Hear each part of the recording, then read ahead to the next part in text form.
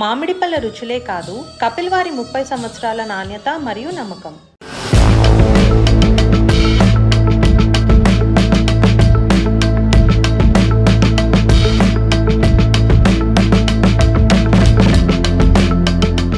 Betting app promotion కేసులో త్వరలో సెలబ్రిటీలకు పోలీసులు నోటీసులు జారీ చేయనున్నారు.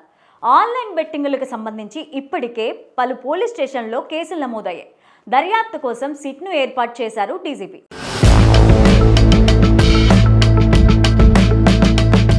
తెలంగాణలో ఆన్లైన్ బెట్టింగ్లు నిషేధించేందుకు తగిన మార్గాలను సిట్ బృందం అన్వేషించనుంది. ఆన్లైన్ బెట్టింగ్ కేసులపైన సమీక్ష కోసం త్వరలో దర్యాప్తు అధికారులను పిలువనున్నారు. తెలంగాణ ప్రభుత్వం ఆధ్వర్యంలో CID director general cica Goyal పర్యవేక్షణలో ఏర్పాటు చేసిన ప్రత్యేక దర్యాప్తు బృందం భవిష్యత్ కార్యాచరణను రూపొందించేందుకు తొలి సమావేశాన్ని నిర్వహించింది. ఈ సమావేశంలో ఎస్ఐటి సభ్యులంతా పాల్గొన్నారు. రాష్ట్ర వ్యాప్తంగా ఆన్లైన్ బెట్టింగ్ కేసులను పరిశీలిస్తున్న దర్యాప్తు అధికారులను హైదరాబాద్లోని రాష్ట్ర పోలీస్ ప్రధాన కార్యాలయానికి పిలిపించేందుకు నిర్ణయం తీసుకున్నారు.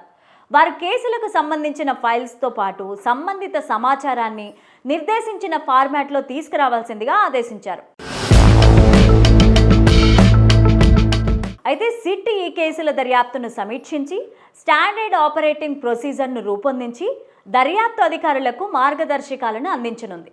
5 సభ్యులున్న ప్రత్యేక దర్యాప్తు బృందానికి కేటాయించిన కేసుతో పాటు బదిలీ చేసిన అన్ని ఆన్లైన్ బెట్టింగ్ కేసులపైన సమగ్రమైన దర్యాప్తు చేపట్టనున్నారు. అదనంగా ఆన్లైన్ బెట్టింగ్ వ్యవస్థను విశ్లేషించి దాన్ని ప్రోత్సహించే అంశాలను గుర్తించి తగిన సంస్కరణలు సూచించనుంది.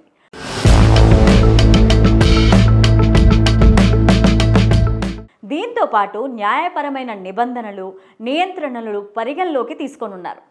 ఆన్లైన్ గేమింగ్ సంస్థాపన, ప్రచారం, ప్రకటనలను నిరోధించేందుకు అవసరమైన చట్టపరమైన మార్గాలను ప్రభుత్వానికి సిఫార్సు చేయనుంది.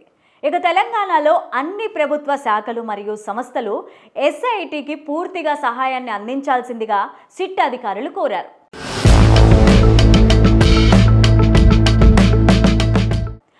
రోజుల్లోపు తుది నివేదికను తెలంగాణ ప్రభుత్వానికి డీజీపీ సమర్పించనున్నారు. ఇప్పటికే పంజాగుట్టతో పాటు మియాపూర్ పోలీస్ స్టేషన్లో సెలబ్రిటీలపైన కేసులు నమోదు చేశారు.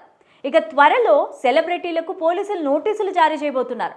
బెట్టింగ్ యాప్లను ప్రమోట్ చేసిన 25 మంది సెలబ్రిటీలపై పోలీసులు కేసు నమోదు చేశారు.